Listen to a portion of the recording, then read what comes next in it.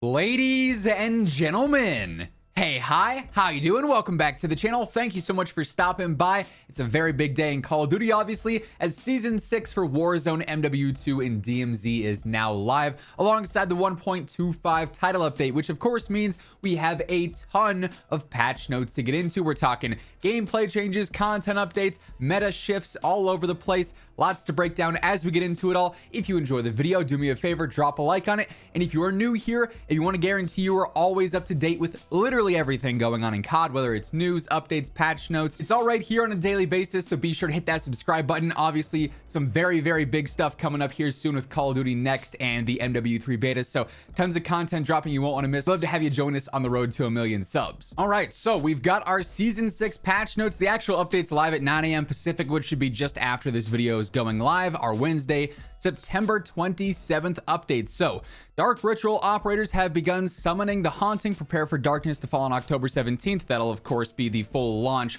of the Haunting event and like the mid-season update for Season 6, which admittedly has most of the content for this season. Launch is kind of strange. We do of course have a new battle pass, though we covered this in full yesterday, so feel free to go and check that out, or of course it'll be live in game with this update as well. The new black cell upgrade this season, I'm a little bit underwhelmed by this. The skins I don't feel like are as cool as the base ones in some situations. A couple of new operators with Valeria. We obviously have Spawn. We're gonna have some crossovers with Diablo, with Lilith, and then also Inaris. Ash Williams is gonna be debuting in season. Helsing, Alucard is gonna be coming as well. We got Skeletor, and then we obviously have the Haunting event is the main thing on October 17th. But getting right into it with the overall new weapons update, we do have the TR-76 Geist. This is basically the Malyuk rifle here, 7.62x3.9. Looks a lot like the Ram 7 though, visually. That'll be free in the battle pass. Same deal with the ISO 9mm SMG. Hopefully this stands out enough from the ISO 45 that it's not too just like recycled feeling, I guess.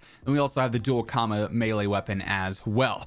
Shotguns, new attachments on the Lockwood 300, the Maelstrom dual trigger, a Cold Hammer Forged dual trigger that fires both rounds simultaneously. Interesting. So the Lockwood's got a slight update here. I'm not sure if that'll make it significantly better, because it's still going to be super unforgiving if you don't kill an enemy with those shots, but maybe multiplayer that'll be a little bit more ideal.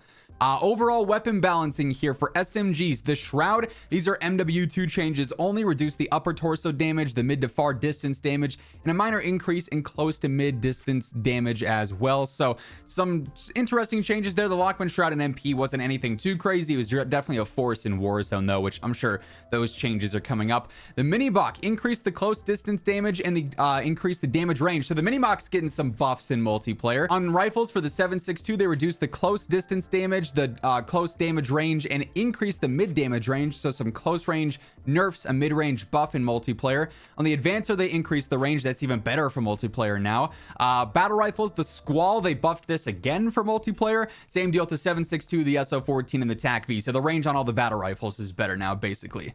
On the shotties for multiplayer, they reduced the far damage range on the Bryson 800, increased the mid damage range on the Expedite 12, and the MX Guardian has a reduced close damage range, again, for multiplayer only. For marksman rifles, the Tempest Torrent got a handful of nerfs to its range, its close distance damage, and the damage to the legs. Kind of interesting there.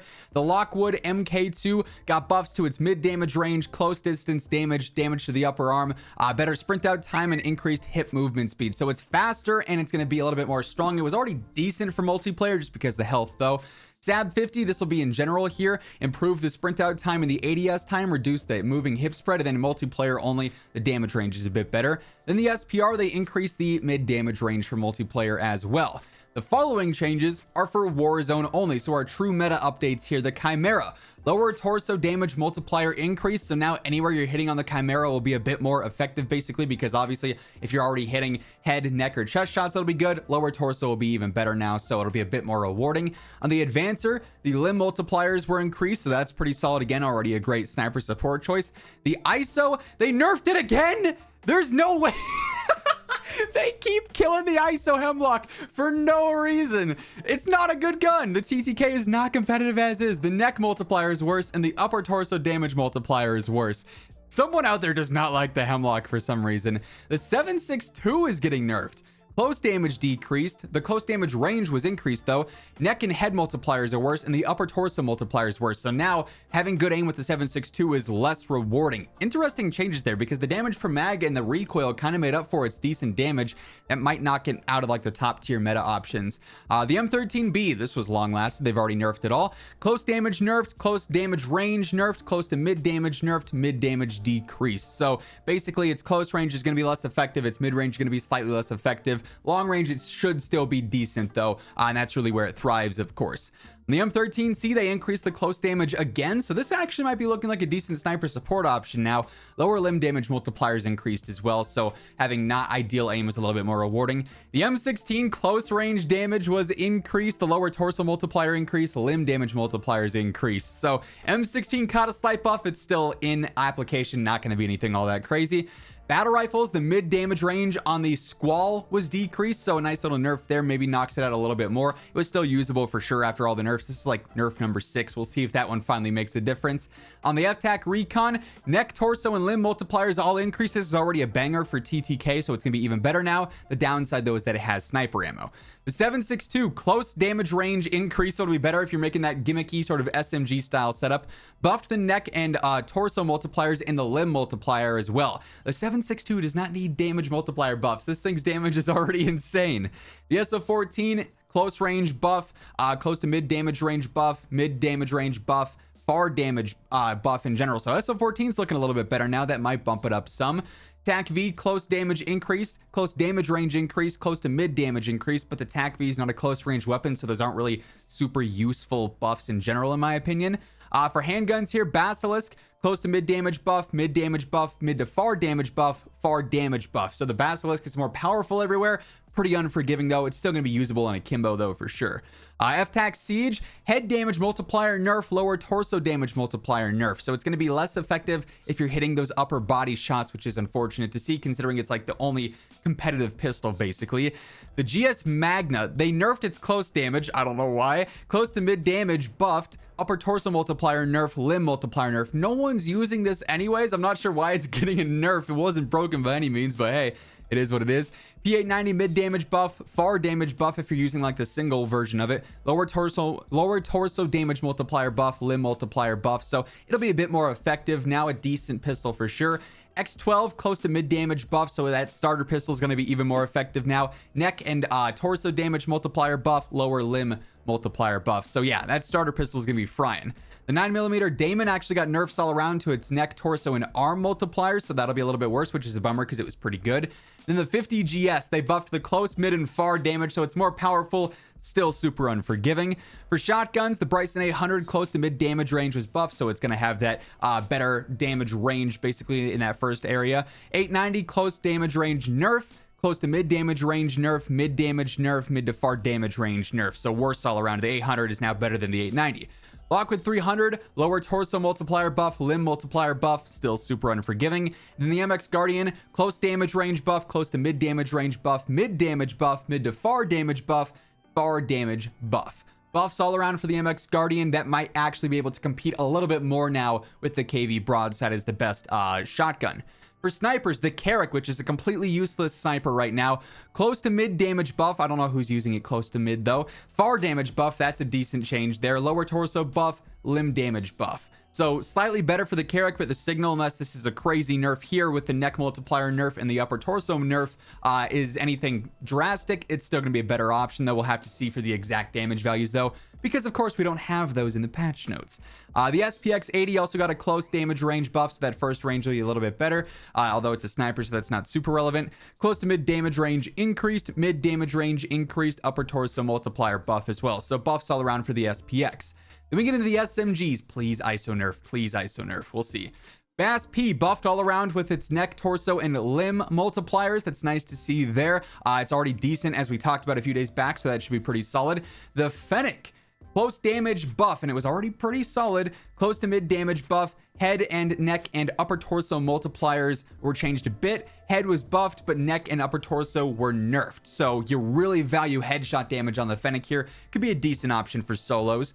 The Shroud, semi-auto damage decrease, so there probably goes the insane TTK with that.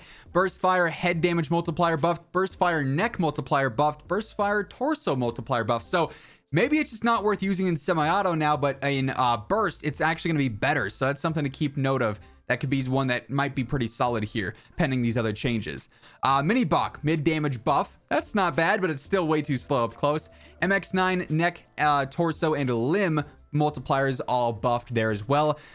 No changes to the Lockman sub or the ISO. So basically all of this here with all the SMGs is irrelevant because nothing is going to be as good as the MP5 or the ISO still. Okay. Weapon bug fixes. Fix an issue causing stat bars to occasionally display incorrect information. The stat bars are always incorrect because they're not even remotely accurate.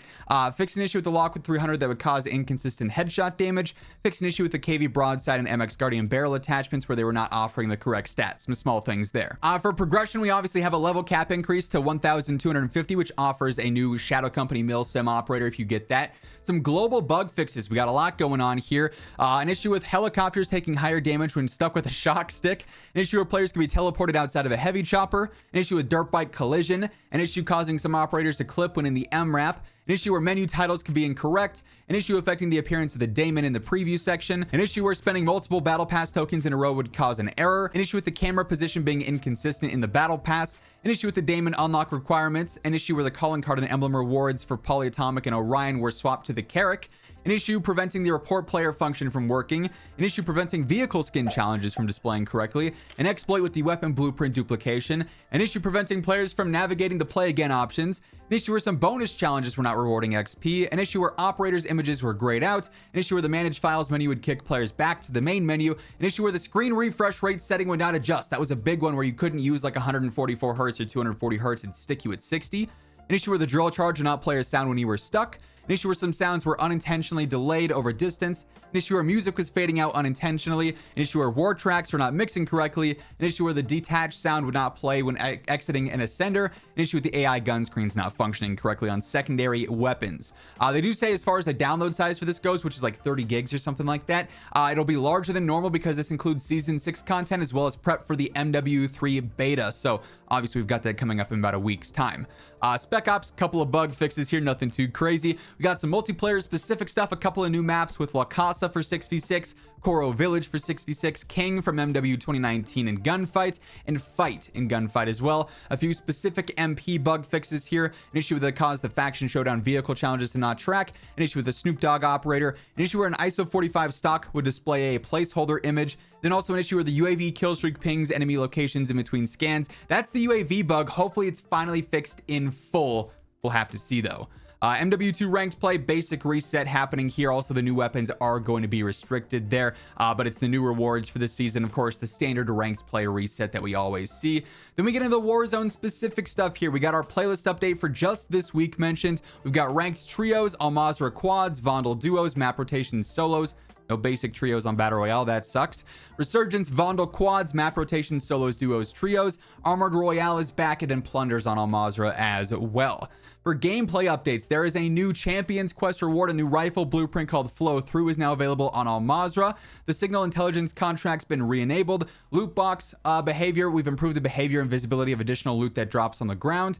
Buy Station Limited Row, the PRD has been replaced with a medic plate carrier. That is awesome. Reinforcement flare is now 7,000 instead of 5,000. Good grief, that's going to change things for ranked. The medic plate carrier, though, that's clutch being in the buy station now. That, in my opinion, is the best plate carrier to have.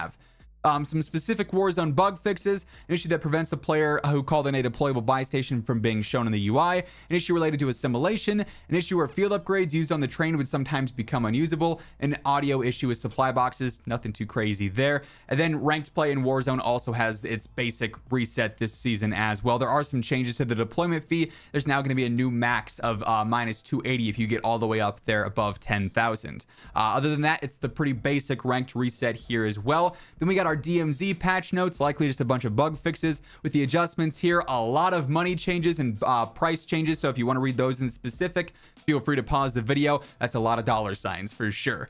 Players can now use their own dog tags to barter in DMZ. That should make Serpentine easier to get. Hostages can no longer be dropped on dirt bikes. Hostages can now be extracted in helicopters. Reduce the frequency of kill streaks found in loot. Surviving a hunt contract now gives you a UAV.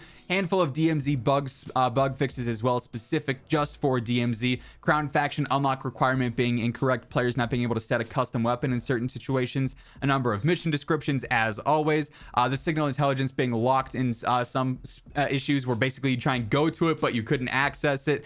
Some phalanx missions being fixed, an issue with the players being allowed to carry a primary weapon holding a hostage, and a number of inconsistent buy station prices. So nothing too crazy for DMZ quite yet. A lot of the content-based things are going to be reserved for the Haunting and the mid-season update, which is like the final main update of MW2. But overall, some decent meta changes. I think for the most part, though, the close range is going to be relatively similar to what we had before. Long range will be somewhat the same as well, unfortunately. Well, we'll have to wait and see for the exact data mine stats here. We will be covering the full meta breakdowns, the new weapons, so stay tuned for all that. But that said, if you enjoyed the video, do me a favor, drop a like on it. And if you're new here, you want to guarantee you're always up to date with everything going on, be sure to hit that subscribe button on your way out. But once again, thank you so much for tuning in. And until next time, take it easy, have an awesome rest of your day, and I will catch you guys later. Peace out.